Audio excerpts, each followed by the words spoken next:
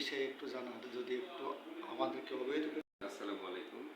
আমি মোহাম্মদ আসাদুজ্জামান এই প্রতিষ্ঠানের ডিএমডি হিসেবে আছি।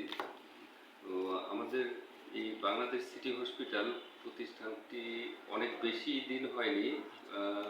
গত আহ, গত 19শে আগস্ট 2023 উদ্বোধন করি আমরা।